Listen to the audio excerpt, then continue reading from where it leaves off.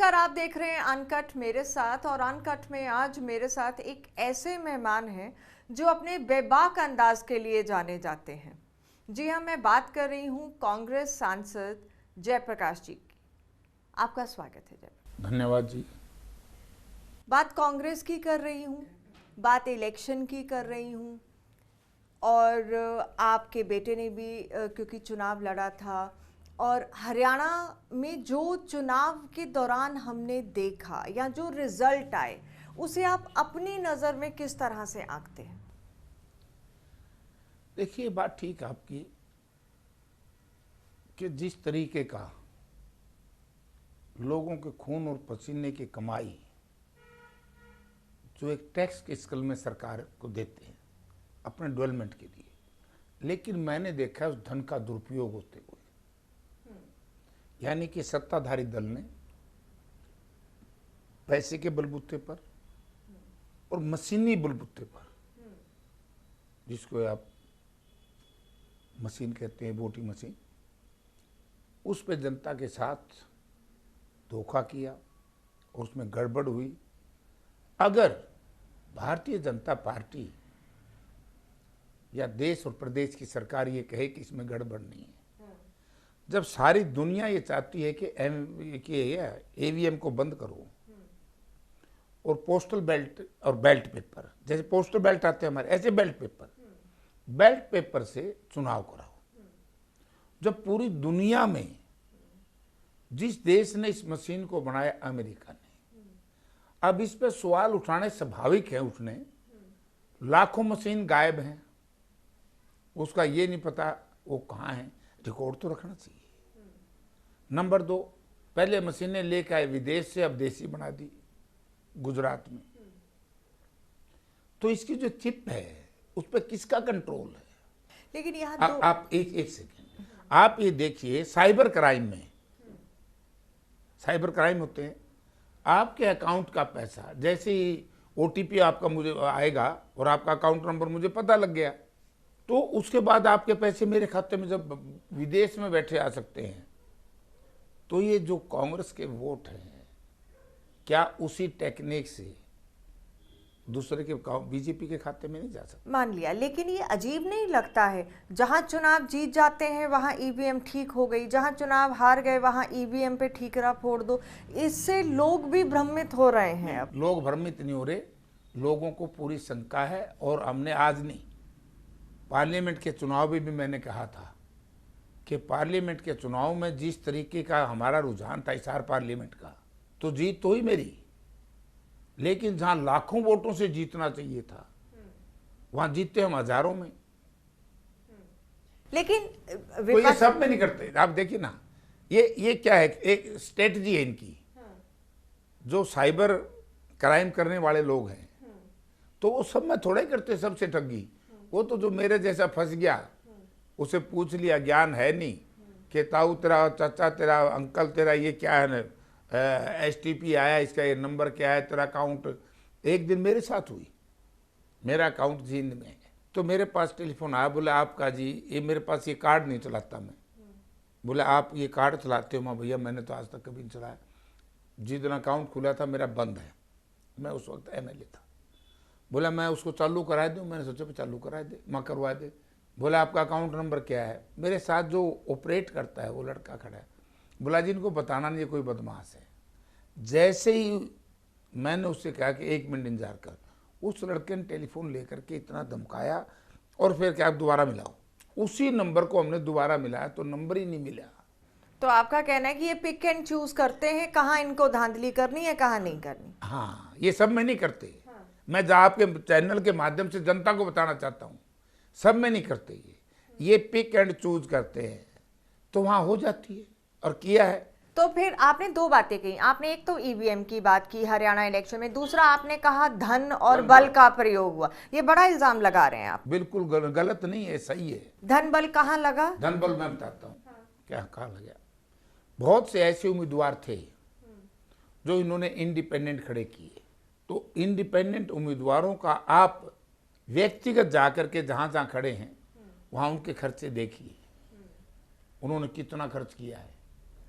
जनता ने ये पता है कि मेरा क्या जुगाड़ है, आपका क्या जुगाड़ है पैसे का। और अगर मैं अपनी हैसियत से ज्यादा पैसा खर्च कर रहा हूं तो पैसा कहां से आया? अच्छा, तो सारा कसूर सत्ता में बैठी पार्टी का हो गया, तो आप अभी आपके सामने ही है। ये बताओ, किसी ने डिमांड ही नहीं रखी, चुनाव की तारीख बदल दी। ये डेमोक्रेसी है क्या? क्या है ये सिस्टम? तानाशाही।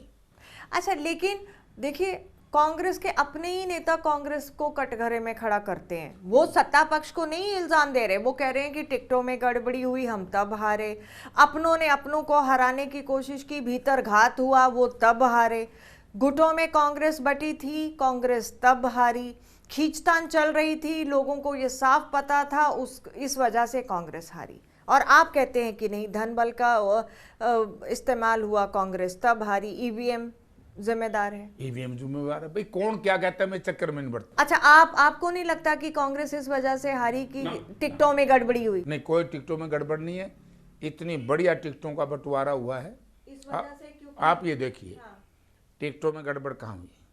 आदमपुर सीट जो 56 वर्ष के बाद हमने उस परिवार से जीती।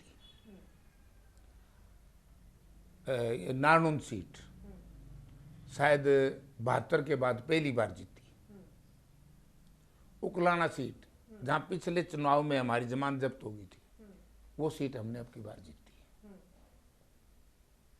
तो बहुत सी ऐसी सीटें हैं, अगर कहीं टिकटों में गड़बड़ होती, गड़बड़ है 2 नंबर के धन के अंदर गड़बड़ है तो मशीन में है। और मैं इस मीडिया के माध्यम से, मेरा ये काम नहीं है मैं किसी को कौन क्या कह रहा है उसका जवाब दूं। मेरा काम है जो असली मेरे मन में है, मैंने वो बात कह दी। लेकिन आप वहां पर अपने मन की बात यहाँ क्यों दबा जाते हैं? क्योंकि आप पार्टी के वरिष्ठ नेता हैं, आप कई बार सांसद रहे, एमएलए रहे, पार्टी से इतने समय से जुड़े हुए हैं। क्या वो पीड़ा नहीं है कि कांग्रेस सत्ता में आती आती सत्ता से दूर हो गई? 10-15 साल अब कांग्रेस सत्ता से दूर हो जाएगी, हो चुकी है। इनफैक्ट 15 साल अब सत्ता से दूर है। इस बात की पीड़ा आपको कितनी है? पीड़ा बहुत ज्यादा है, पीड़ा बहुत ज्यादा है। ये जनता सब देख रही है। तो फिर वो जो खींचतान थी पार्टी के अंदर, जो भीतरघात हुआ, उसके बारे में भी तो कुछ बोलिए ना। भाई भीतरघात क्या हुआ? क्या ये जो पैसे का उनका सदुपयोग, हमारे लिए दुरुपयोग, सत्ताधारी दल का सदुपयोग, हमारा दुरुपयोग। यानी कि जो धन का गलत इस्तेमाल किया गया कांग्रेस को हराने के लिए, सबसे मेजर कारण हो सकता है वो सब सिस्टम उसी के अंदर हो। भाई जो लोग खड़े हुए चुनाव में, अब आपकी कोई, मान लो मैं किसी दूसरे का नाम नहीं लूंगा, मेरी हैसियत है, जनता को पता है मैं 50 लाख रुपया 20 लाख रुपया खर्च कर सकता हूं, और खर्च कर रहा हूं मैं 2-3 करोड़ रुपया। 100 गाड़ी मैंने किराए पे लगा दी, तो जनता देख रही है ना कि कहां से हो रहा है और कौन आगे है, कौन पीछे है। बिल्कुल सही कह रहे हैं। जनता ने ये भी देखा कि शैलजा ने दूरी बना ली चुनाव से, उसका नुकसान हुआ। जनता ने ये भी देखा कि राहुल गांधी ने स्टेज पे हाथ मिलाने की कोशिश की, उसके बावजूद वो दूरियां नजर आईं। जनता ने ये भी देखा। जनता ने ये भी देखा कि जिस तरह से आपने कुछ सीटों का जिक्र किया, इसी तरह से उचाना सीट पर मात्र 32 वोटों से वो हार गए। वहां पर यह कहा जाता है कि जो इंडिपेंडेंट खड़े हुए, अगर भूपेंद्र हुड्डा चाहते तो वो उन्हें बिठा सकते थे, लेकिन ऐसा नहीं हुआ। नहीं, ऐसा है, हुड्डा साहब चाहते थे।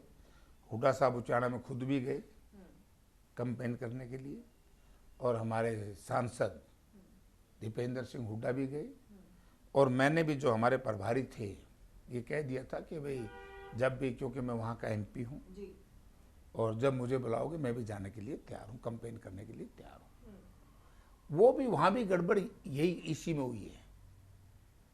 जो खड़े थे वो किसी के कहने से नहीं खड़े थे, ना किसी ने खड़े किए। 2014 में मैं इंडिपेंडेंट जीता था और कांग्रेस हारी थी, कांग्रेस ने मुझे टिकट नहीं दी। तो उस वक्त भी आरोप लगा था कि जयप्रकाश किसी ने खड़ा किया है। मैं मेरे स्वार्थ में खड़ा हुआ था। हर इंडिपेंडेंट जो चुनाव लड़ता अपने स्वार्थ में है। लेकिन अब झगड़ा हमारा यही है जनता का लड़ाई बीजेपी से जनता का यही एक है, वो किसके आदमी किसके, मैं इस बहस में नहीं जानता। कौन कंपेन किया, कौन नहीं कंपेन किया, किसने कम किया, किसने ज्यादा किया, ये मैं नहीं जानता। बट जनता ने जो देखा है वो जनता के जहन में है और प्रजातंत्र में किसी के कहने की आवश्यकता नहीं है। एक वो है ना, ये जनता सब जानती है। बिल्कुल।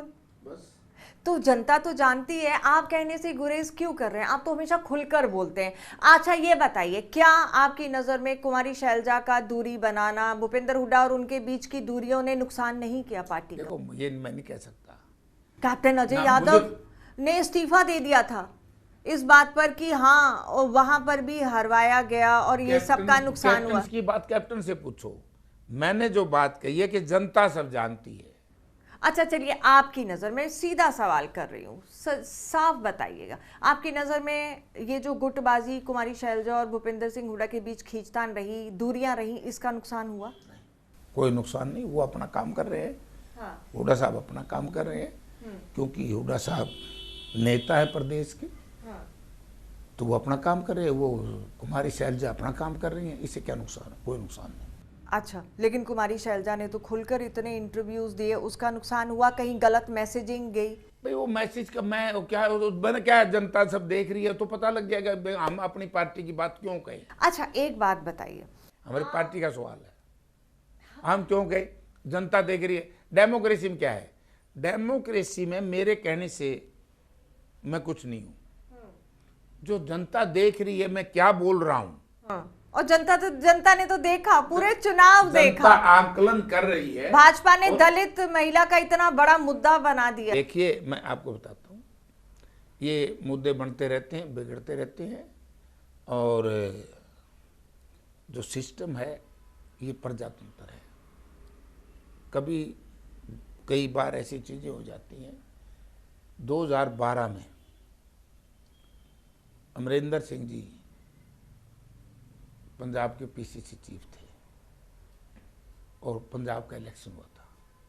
वहाँ भाजपा और अकाली दल ने यही पैटर्न बना करके सरकार बनाई थी और 17 में फिर बुरी तरीके से दोनों पार्टियां हारी थी। तो एक बार तो धोखा हो जाता है, दूसरी बार जनता धोखा नहीं होने देगी। और ये सिस्टम जो है, इस सिस्टम को किसी के कहने से, मैडम मेरे कहने से कुछ नहीं है, किसी और के कहने से कुछ नहीं है, ये जनता ने देख लिया है। जनता गुण और दोष, नफा और नुकसान पहचानेगी, जनता पहचानेगी। आपका इस सारे मामले को जनता पे छोड़ दीजिए। अच्छा, दो बयान थे जो इसमें, पहले तो वो बयान जो दिया गया नारनौंद में, जिसने काफ़ी इलेक्शन को पलटा, कुमारी शैलजा को लेकर एक बयान जो आया था। उसके बाद आपका भी एक बयान बड़ा वायरल हुआ, महिलाओं को लेकर लिपस्टिक और इस तरह का बयान, हाँ है ना। इसने क्या इसका डैमेज हुआ? एक ये वाला मैं आपसे जानना चाह रही हूँ। दोनों सीटें हम जीते। हाँ। जहां ये बयान थे दोनों सीटें कांग्रेस जीती। जो मेरा बयान था उसमें कहीं नारी का नाम नहीं है, कहीं उसके अंदर बिंदी नहीं है, उसमें है लिपस्टिक और पाउडर।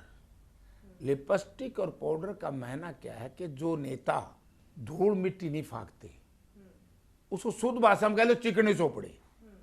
लिपस्टिक तो महिलाएं लगाती हैं ना, आदमी भी लगावे। हाँ। ये जो होठ हैं जिनके काले हों, हाँ, तो वो भी मसला है मैडम। अच्छा। और पाउडर तो बहुत लोग लगाते हैं। ठीक है। तो उसमें कहीं भी नारी शब्द का इस्तेमाल हुआ हो तो बता दो।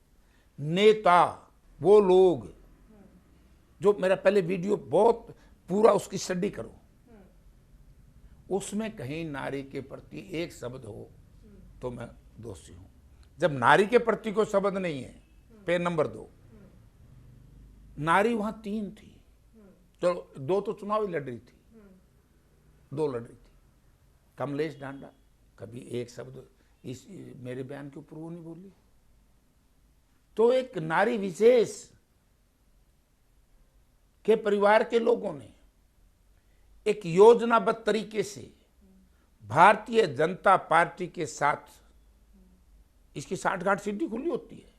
मैं खुले तौर पे कहता हूं कि ये षड्यंत्र था बीजेपी का। तो जिसने साठगांठ की वो भी तो फिर उसमें शामिल हुआ ना। आपने कहा कि साठगांठ हुई एक के साथ। अब पता नहीं कौन किसके साथ शामिल है, ये तो नहीं मैं कह सकता। लेकिन अब जनता समझ गई है कि उसमें कहीं नारी का अपमान हो, फिर तो मैं दोषी हूं। कोई नारी शब्द का इस्तेमाल हो, किसी व्यक्ति का नाम हो, तब तो कोई बात है। अब इस तरीके से एक किसी आदमी को ब्लैकमेल करना या किसी के प्रचार को दबाना, ये ब्लैकमेलिंग नहीं है। आपका कहना है कि आपको बदनाम किया गया बिना जानबूझ करके। और इस शब्द का इस्तेमाल मैं बहुत सालों से करता हूं। ये कुछ नेताओं के प्रति जो फील्ड में काम नहीं करते, चिकने चोपड़े रहते, उनके प्रति इस्तेमाल है ये।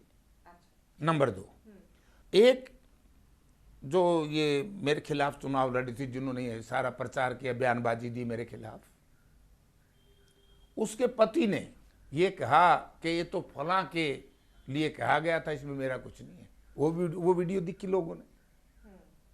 वो 2 दिन पहले उन्होंने ये भी कह दिया कि हमारा नाम नहीं था, ये तो उसने क्या पता मैंने किसके लिए कहा। ये एक जैसे कहते हैं ना कि लोगों को डिसीव किया, लोगों के साथ धोखा है, असलियत वीडियो नहीं आने दी, भोले बाड़ी जनता को भ्रमित किया। इसमें किसी नारी का, अगर नारी का को अपमान होता तो कमलेश डांडा उनसे सीनियर है, वो मंत्री भी रही, एमएलए भी रही, वो भी तो बोलती ना। अच्छा, आपके आप इसका जवाब दो, क्या ये मिसयूज नहीं था? 2 नारी चुनाव लड़ रही, एक ने इस शब्द का इस्तेमाल किया, दूसरे ने नहीं किया, तो इस समय ना क्या है? ये कहीं कहीं तो फीड थे ना। और बैक में कौन था? बैक में भारतीय जनता पार्टी। पूरा चुनाव आप चेक, मेरी पूरी वीडियो चेक करिए और फिर उसको बहुत बढ़िया तरीके से मेरे से पूछिए, जो मैंने बात कही अगर गलत हो, पूरी वीडियो। अच्छा, आप ही के कांग्रेस के नेता जो विधायकी का चुनाव लड़ रहे थे, रामनिवास घोड़ीला, उन्होंने खुले तौर पर आपके ऊपर इल्ज़ाम लगाए, मेरे ही साथ बात करते हुए हमारे ही चैनल पर, हमारे ही कार्यक्रम में। उन्होंने कहा जेपी ने मुझे हरवाने का काम किया और मैं तब चुनाव हार गया जब वो यहाँ आए। उन्होंने बाकायदा वीडियोस दिखाई, खुल के उन्होंने ये आप पर इल्ज़ाम लगाए। उन्होंने कहा कि वो तो यहाँ कह के गए थे कि हमें इतनी सीटें नहीं चाहिए भाई, हुड्डा सरकार बनानी है तो हमें सिर्फ इतनी सीटें चाहिए। वो कौन क्या कहता है, मैं इस चक्कर में नहीं पड़ता। लेकिन आपने सीधा इल्जाम, सुनो कोई क्या कहता, और सत्ता पार्टी का नहीं, आपके अपने इन इल्जामों से कोई नहीं होता। मैंने कहा कि जनता और पार्टी दोनों देखती है। ये तो पहले सुनो तो ना मेरी बात। अच्छा, मैं खुद ही 12,000 से आ रहा हूँ बरवाड़ा से। जब मैं पार्लियामेंट लड़ रहा था, मैं खुद ही 12,000 से आ रहा हूँ वहाँ, और डायरेक्ट फाइट थी हमारी। तो मैं भी रणजीत सिंह से या बीजेपी से 12,000 से आ रहा हूँ, और मैं गया हूँ जिन गांव में गया वहाँ जीत हुई है। तो फिर इसका कहने का मतलब आप क्या कहना चाहते हैं? अब मैं कुछ नहीं कहूँगा, मैंने ये कहना है इस पे कि भाई मैं खुद ही 12,000 से हार गया था, मैं किसको जितवाऊं? नंबर 2 कि जहां जहां मैं प्रचार पे गया, बुरवाड़ा हल्के में भी, वहां कांग्रेस जीती। ठीक है, अब आ जाओ दूसरा भी तो पूछो, दूसरा पहलू, नारनौंद। नारनौंद में जो गलत शब्दों का, इसमें कोई दो राय नहीं, जो शब्दों का इस्तेमाल हुआ गलत थे, लेकिन जनता ने इस बात को भी देखना चाहिए कि कहीं वो शब्द गलत आदमी ने, क्योंकि चुनाव में सब हथकंडे चलते हैं, किसी हथकंडे के तहत गलत शब्दों का इस्तेमाल तो नहीं किया। क्योंकि मैं उस वक्त ये वीडियो मैंने ध्यान से नहीं देखी, लेकिन जब पत्रकारों ने चुनाव के दौरान मुझे पूछा तो उस वक्त मैंने कहा कि अगर इस तरह का शब्दों का इस्तेमाल किया है तो मैं उसकी निंदा करता हूं और नहीं करना चाहिए। लेकिन कई बार इसमें क्या है कि हमने इसकी जांच भी होनी चाहिए कि कहीं वो किसी के वशीभूत, लोभ और लालच के वशीभूत किसी ने ऐसा ही गलत काम तो नहीं कर दिया। क्योंकि आज ये जो यूट्यूबर्स, आप यूट्यूबर क्या, सारे यूट्यूबर्स हो रहे हैं, आपके मोबाइल में भी रिकॉर्डिंग है, मेरे मोबाइल में भी रिकॉर्डिंग है, वीडियो आपके भी है, वीडियो मेरे भी है। कोई भी आदमी किसी आदमी को खड़ा करके कोई बयान दुआ दे तो उसके लिए कैंडिडेट को सजा देना गलत। लेकिन सजा उस व्यक्ति को दो जिसने गलत बात कही है, उसकी निंदा करो,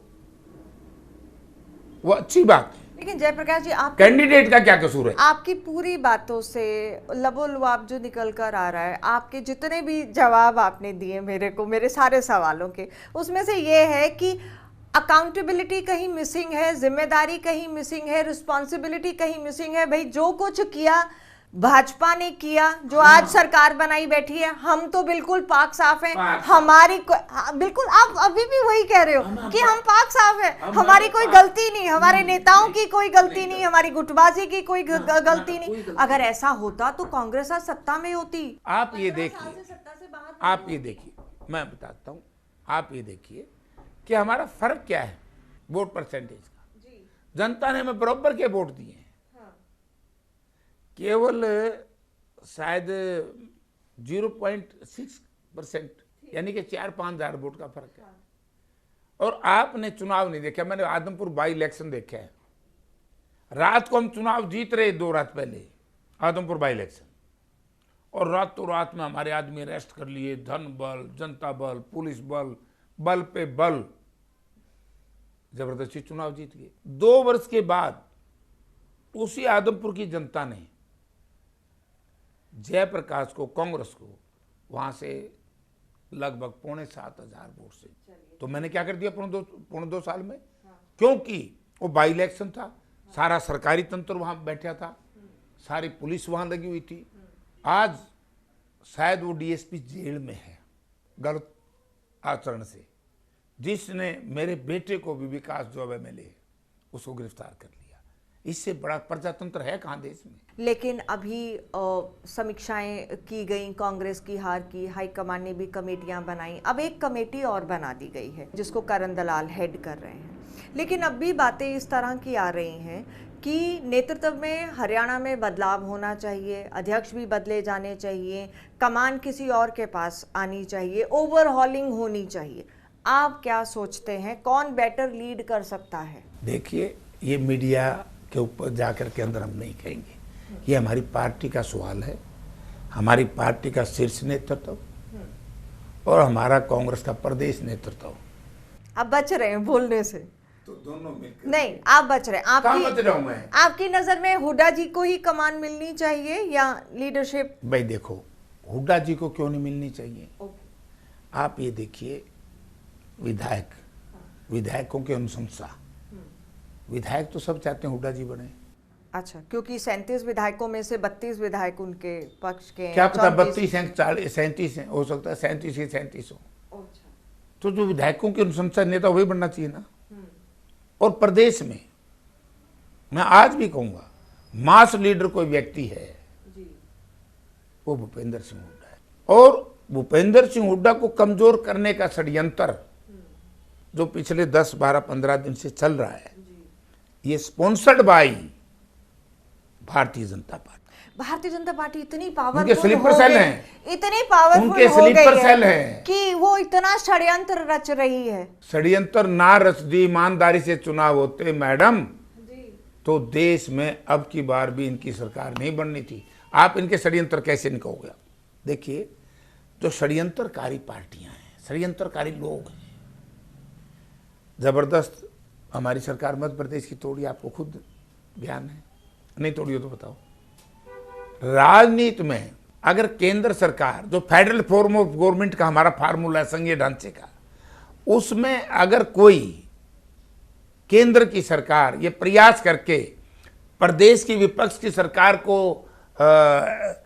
हिलाती है, उसको डिस्टर्ब करती है, तो ये प्रजातंत्र का, संविधान का तो इज्जत और मान सम्मान नहीं रहा। हर जगह इन्होंने, हमारी सरकार, यही हाल था, पार्टियां तोड़ने का प्रयास किया। कैसे नहीं कहें हम इनको? चलिए ठीक है। देखो, ये मराठा साहब की, शरद पवार जी की पार्टी तोड़ी, हमारे बाला साहब ने जो पार्टी बनाई थी उसको किस तरीके से तोड़ने का। हरियाणा में भी ये सब एक ये सब से हो रहा है। ये पैनल से अपने ये स्लीपर सेल बना देते हैं। तो मतलब आपकी पार्टी में ही जो स्लीपर सेल बैठे हुए, हमारी पार्टी में क्योंकि नहीं आप है। ही के नेता तो सवाल उठा रहे हैं। नहीं, मैंने भाई, कई 4-5 नाम लूंगी, फिर मेरे- आप कहोगे मुझे जवाब नहीं देना। मेरे से तो किसी ने कहा नहीं, उन्हें मैं जब तो को जवाब दूं, मेरे सामने किसी ने कहा हो, हमारे किसी नेता का मैं क्यों गलत नाम लूं? लोग इसलिए कहते हैं कि जेपी इसलिए नहीं बोलते हैं अब क्योंकि वो तो हुड्डा खेमे की बात करेंगे, क्योंकि उनके बेटे को चुनाव के लिए टिकट मिल गया, वो तो लॉन्च कर दिए अपने बेटे को, खुद एमपी हो गए, बेटा विधायक हो गया, तो इसलिए उनका तो सब ठीक है, बाकी कहाँ जाएं। अब देखिए आपकी मुस्कुराहट ने काफी कुछ कहा है, लेकिन बोल भी दीजिएगा। मैं बोलता हूं, मेरा बेटा कोई मेरे नाम से नहीं जीता, मेरे बेटे ने मेरी वजह से टिकट नहीं मिला। एक तो कलायत हिसार पार्लियामेंट क्षेत्र का हिस्सा नहीं है, कलायत है कुरुक्षेत्र पार्लियामेंट का हिस्सा। और कुरुक्षेत्र पार्लियामेंट का जब आम आदमी पार्टी चुनाव लड़ रही थी, कलायत विधानसभा का इंचार्ज था विकास, तो वहां से उस वक्त भी हमारी 14,000 16,000 15,000 कुछ ऐसी लीड थी, और आज भी हमारी उतनी लीड है। उससे पहले उस यूथ कांग्रेस का चुनाव लड़ चुका है। उससे पहले जैसे राहुल जी ने यात्रा की थी पूरे देश को जोड़ने के लिए, जिसे बीजेपी डरी हुई है और डर गई है, तो उस यात्रा का गांव-गांव में प्रचार करने के लिए हमारी हरियाणा प्रदेश कांग्रेस पार्टी कमेटी ने एक निर्णय लिया था। तो विकास ने अपने सैकड़ों साथियों के साथ उसका रिकॉर्ड निकालो, उस पैरामीटर से आपको लगता है साइकिल यात्रा शुरू की, गांव-गांव में पार्टी के राहुल जी की नीतियों का, लेकिन उन लोगों को तो अभी बहुत दिल का दर्द है ना, उनका क्या हो कि मेहरबानियां एक ही जगह हो रही हैं, बाकी जगह क्या? मेहरबानी एक जगह है। हाँ, इसलिए जेपी कुछ नहीं बोलते हैं, उनको सब कुछ ठीक लग रहा है कि पार्टी में ओवरऑलिंग होनी नहीं चाहिए, नेताओं का ये मानना है। आप कौन नेता हो? वो नेता, अरे भाई उनको नहीं, मैं कहता हूं अगर किसी भी नेता को कोई तकलीफ है, वो मीडिया में क्यों कहते हैं, पार्टी प्लेटफॉर्म पे बोल दें, क्या दिक्कत है? कौन मना करता है? सुनवाई नहीं है वो कहते हैं। कौन कहता है सुनवाई नहीं है? वो कहते हैं सुनवाई नहीं है। मैं नहीं मानता, हमारी तो सुनवाई है। अगर जो नेता इस तरह की बात कहता है तो आप मेरे तो फेवरेट लिस्ट में होंगे ना, फिर इसलिए सुनवाई है आपकी। करने लग रहे हो आप, सबकी सुनवाई है, कौन कहता है सुनवाई नहीं है? ये सब मुझे नहीं सोचता कि कोई नेता हमारी पार्टी का, किरण चौधरी भी तो कांग्रेस छोड़ पार्टी के का कोई- चली गई, उनका भी तो यही कहना था कि मैं तो बाबू बेटे की वजह से ही पार्टी छोड़कर आई। जो छोड़ के चलेगी उसकी चर्चा मैं नहीं करूंगा, जनता सब जानती है। राज्यसभा का चुनाव में इतना ही कहूंगा। हमारा जो माकन साहब जिस तरीके से चुनाव हारे, क्या वो सिस्टम ठीक था? आप ही बता दीजिए। जिस तरह से आपके पार्टी के नेता नाराज होकर खुले तौर पर ये कहते हैं, वो क्या ठीक है बताइए? पता नहीं कौन नेता क्या कहते, मुझे नहीं पता। अब मैं आप ये कह सकता हूं, अपने नेताओं को नहीं पहचानते? मैं जयप्रकाश ये- जी मैं ये- कैसी देखो, बातें कर रहे देखिए, हैं? देखिए, पुरानी कांग्रेसी मैं रही बताता है। हूं, मैं बताता हूँ, हमारा कहीं का भी हिसाब लगा लो, राजनीति परसेप्शन भी चीज है राजनीति में, ठीक है? और उस परसेप्शन को बनाने और बिगाड़ने का काम दोनों धन से भी हो सकते हैं, क्योंकि डेमोक्रेसी में आज के दिन, आज मूल्यों पर आधारित राजनीति तो रही नहीं। मुझे याद है वो जब समय, जब 89 में पहली बार मैं एमपी चुन करके आया, हमें पार्लियामेंट्री सिस्टम का ज्ञान नहीं था। हम सीनियर नेताओं की बात सुनते थे हाउस के अंदर, प्रणब मुखर्जी जैसे लोगों की, मधु दंडवते जैसे लोगों की, सीपीएम सीपीआई के बड़े सीनियर लोग थे। अर्जुन सिंह जी आज इस धरती पर नहीं है, अर्जुन सिंह जी की, बहुत से हमारे ऐसे नेता थे सब पार्टियों के। तो मूल्य की बात होती थी। आज मूल्य है कहाँ? आज मूल्य, राजनीति के मूल्य खत्म। चंद्रशेखर जी ने मूल्य कायम करने के लिए सरकार छोड़ी।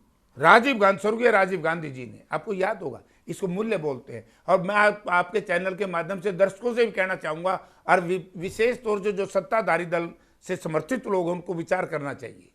अच्छा, आपने पूरे चुनाव में ये कहीं नहीं कहा कि हमें इतनी सीटें नहीं चाहिए, हमें सिर्फ इतनी सीटें चाहिए। आपका ये ऑडियो क्लिप वायरल हुआ है। लाओ, मैं दोस्ती मगर बात कही, हमने ये कहा होगा कि वे फला आदमी को जिता दो, ये तो मैं कहता था चुनाव में, फला आदमी को जिता दो, इनके वोट से चौधरी भूपेंद्र सिंह हुड्डा और कांग्रेस की सरकार बनेगी चौधरी भूपेंद्र सिंह हुड्डा के नेतृत्व में, फला आदमी को जिता दो। उसमें हम ये अच्छा ये क्यों कहेंगे हम किसी को इतनी सीट, मेरे कहने से को मैं हिप्नोटाइज करने वाला आदमी हूँ क्या, सबको मेरे कहने से इतनी सीट मिलेंगी।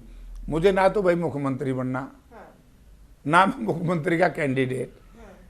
अब एक बात, एक कहावत है, मौका चुके फलानी गावा आड़ पताड़। सिस्टम बन गया एक दूसरे को आरोप और प्रत्यारोप लगाने का, लेकिन नेता लोग ये नहीं समझते कि मूल्य अगर इस देश में कायम किए तो कांग्रेस पार्टी।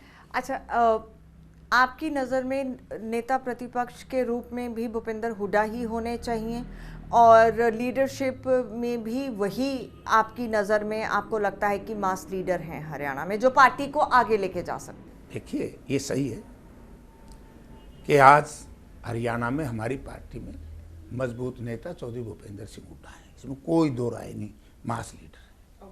ठीक है, अब सीएलपी लीडर बनाना ना बनाना, क्योंकि हमारे विधायकों ने पार्टी हाईकमांड पे छोड़ दिया और हमारे जो ऑब्जर्वर साहिबान गए थे उन्होंने हर विधायक की अनुशंसा नोट की वहाँ पर, तो हाईकमांड पे चली गई।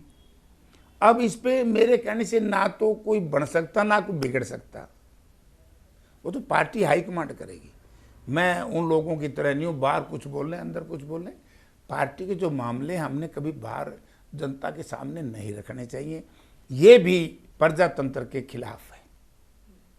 ठीक है, तो फैसला हमारी पार्टी हाईकमांड करेगी। हाँ, नेता तो आज भी हरियाणा प्रदेश में सत्ताधारी दल के जो चीफ मिनिस्टर हैं, एक तरफ चीफ मिनिस्टर की पॉपुलरिटी, एक तरफ भूपेंद्र सिंह हुड्डा की पॉपुलरिटी, वो कहीं मैच नहीं करेगी।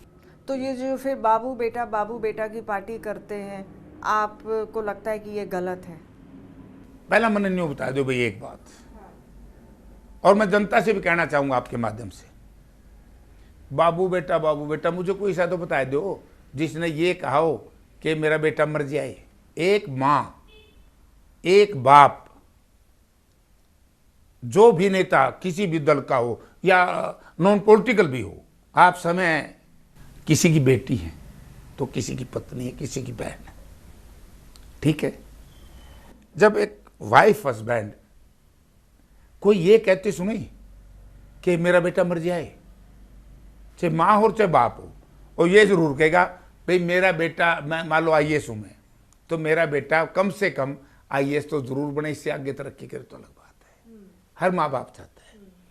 लेकिन दीपेंद्र सिंह के ऊपर जो इस तरह की बात इन्होंने की या कर रहे हैं, कह रहे हैं, मुझे नहीं पता को कह रहे हैं कि नहीं कह रहे, क्योंकि दीपेंद्र सिंह से थोड़ी सी ईर्ष्या भी है कुछ नेताओं में, पार्टी के सिर्फ जो हमारी ये विरोधी पार्टी है बीजेपी, इनको बड़ी दर्द है। आप इस बात को कभी जनता ने सोचा नहीं, दीपेंद्र सिंह के ऊपर कितना गलत आरोप लगाया था तत्कालीन चीफ मिनिस्टर ने।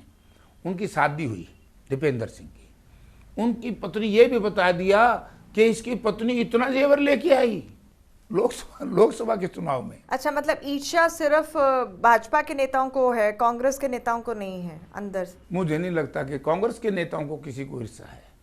अब कांग्रेस के नेताओं को तो खुशी होगी, तो बाबू बेटा तो कांग्रेस वाले ही करते हैं ज्यादा। कांग्रेस के नेताओं को तो खुशी किरण चौधरी कहती चली गई, कैप्टन अजय यादव कहते हैं, और 2-3 का नाम ले दूंगी। मैंने आपसे क्या बात, उनका मैं जवाब नहीं देना, मैं दूंगा जवाब, मैं सबका ही दूंगा, एक लाइन में दे दूंगा, कोई हो पार्टी लाइन से ऊपर उठ। मैंने क्या कहा है, कौन माँ बाप अपने बेटा बेटी को ये कहे कि भाई मेरा बेटा मर जाए? मरने को तो कोई नहीं कह रहा, लोग ये कह रहे हैं कि सिर्फ एक ही को प्रमोट ना करके पार्टी को नुकसान ना पहुंचाओ। नहीं, कौन, किसने प्रमोट किया है? दीपेंद्र सिंह को किसने प्रमोट किया है? अगला मेहनत कर रहा है, क्या हम लोगों ने इस बात की खुशी नहीं होनी चाहिए? विशेष तौर से हरियाणा के नौजवानों को खुशी है, और एक आइकॉन के रूप में भी तो देख लेना चाहिए दीपेंद्र सिंह को कि इतनी छोटी उम्र में आज़ादी के बाद 5वीं बार का मेंबर पार्लियामेंट है। एक बार तो बन जाए, 2 बार गलती से चुना जाए, 3 बार, 4 बार 5वें बार बन गया ये। एक बार इसको जबरदस्ती हराने का प्रयास किया रोहतक में, सारी जनता ने माना, उसका जनता ने सबक सिखाया बीजेपी को, सारी सीटें कांग्रेस की दी थी। तो अब हमारे कहावत है, छाछ तो बोल रहे छालने का के बोल रहे, जिसमें 376 चेक हो, हम सब के ऊपर लागू है। अब मेरे बेटे के बारे में, फिर आप अपने बेटे के बारे में भी बता दो। आपने तो लॉन्च कर दिया, विधायक भी बन गए, अब आप तो खुश रहिए। चलिए इससे आगे बढ़कर बतौर सांसद आपकी क्या प्राथमिकताएं हैं, संक्षेप में जानना चाहूँ। देखिए, मेरी बहुत एक प्राथमिकता ये है, ये लोकसभा का चुनाव हम कुछ मुद्दों पर लड़े थे। संविधान बचाओ, संवैधानिक संस्थाओं को बचाओ। आज संवैधानिक संस्थाएं खतरे में हैं। अब फिर कहोगे कि आप बीजेपी के खिलाफ बोल रहे हो। देश में मैं भी 40 साल से राजनीति करता हूं, अब तक पहला मौका है कि जब चीफ इलेक्शन कमीशन की तरफ से बिना किसी डिमांड के, पहले हमारे यहां समय बढ़ा दिया, जिस दिन चीफ इलेक्शन कमीशन तारीख निर्धारित करता है, वो स्टेट सेंटर हो स्टेट हो, उनसे भी उनकी राय ली जाती है। बताया जाता है कि अब ये चुनाव का समय आ गया, आपकी जो सरकारी मशीनरी है इसको हम अपने उसमें अधिकार में लेंगे। यही होता है। डीसीज की, एसपीज की, चीफ सेक्रेटरीज की, सब अफसरों की मीटिंग लेता है। क्या उस दिन ये लोग ये नहीं देखते कि भाई त्योहार ज़्यादा तो नहीं पड़ रही इन तारीखों में, आगे पीछे कर दो। चुनाव शुरू होने के बाद, डिक्लेयर होने के बाद ये बार बार क्यों तारीखें बदली जा रही हैं, इसमें शंका होगी कि नहीं। अब आप एक बीइंग ए हिंदुस्तान के नागरिक, इस बात पे कभी विचार करना, क्यों बदला जा रहा है। मेरा सवाल है ये, संवैधानिक संस्थाएं बचानी है। दूसरा, मैं आपको एक बड़ी स्पष्ट बात कहना चाहता हूं। ईडी बनी थी मनी लॉन्ड्रिंग के लिए, जिनका देश और विदेशों में धन का आवागमन है, बड़े बड़े उद्योगपतियों के लिए। ये ईडी का इस्तेमाल पॉलिटिशियन पे कर दिया। आपके नेताओं के तो वीडियो वायरल हो गए थे इलेक्शन टाइम पे कि नौकरियों पे आप वोट दो, जितने वोट उतनी नौकरियां बांटेंगे। मारा तोड़ फोड़ के दिखा दे हमारे नेताओं की बात ये। आपकी सारे नेताओं की सारी बात। हाँ, ये जो मैंने तो ये भी पता लग गया शक्ल किसी की, मैं किसी भी नेता का नाम नहीं लूंगा, आदमी को औरत बना के दिखा दे है और औरत को पुरुष बना देते हैं। ये बड़ी भारी कलाकारी है। कैसे है ये भी कलाकारी है जयप्रकाश जी की अपनी जिम्मेदारी ना लेके सारे के सारे इल्जाम दूसरों पे डाल दिए। ये सच्चाई है जो ये भी एक बहुत बड़ी कलाकारी है, ये भी एक हुनर है। अच्छा, आप ये बताओ, एमएसपी को लेकर के गलत हो तो बताओ, संवैधानिक संस्थाएं नहीं बदली जा रही, वो आपकी प्राथमिकताएं हैं, वो बतौर सांसद आपके मुद्दे हैं जो आपने रखे हैं कि आप पार्लियामेंट में उठाएंगे, और यही रोजगार की बात मैंने कह दी। एमएसपी हमारे डोमिसाइल खत्म कर दिया, गलत बात है। बड़ा भारी एक इशू है हमारा, मेरा व्यक्तिगत भी, हमारी पार्टी का भी है। किसान को किसान निधि दी थी 2019 में 6,000 रुपये। उस वक्त डीजल था 65 रुपये लीटर। आज डीजल है मैडम 100 रुपये लीटर, आज भी 6,000 रुपये है। तो बड़ी बेईमानी है किसान के साथ। यूरिया के दाम थोड़े बढ़ाए, उसमें से वजन कम कर दिया 5 किलो। ये कह करके कि इंसान का स्वास्थ्य ठीक नहीं रहता, उसको प्रॉब्लम रहती, इसके वजन कम कर दो ताकि उसकी रीढ़ की हड्डी खराब। बड़ी बेईमानी है जनता के साथ मैडम। आज की मजदूर के साथ, खेतिहर मजदूर के साथ कितना बड़ा अन्याय है। उनकी जो मनरेगा की लेबर की जो प्रतिदिन की दिहाड़ी है, जो वेजेज है पर डे, वो बढ़ाने का काम नहीं हो रहा। उनको जो हमने कानून बनाया था कांग्रेस ने, मैं बताना चाहता हूँ बीजेपी के नेताओं को, नरेगा का मनरेगा जो कानून बनाए ये यूपीए ने बनाया था और एनडीए, उस वक्त में मैं एमपी था, विरोध कर रहा था।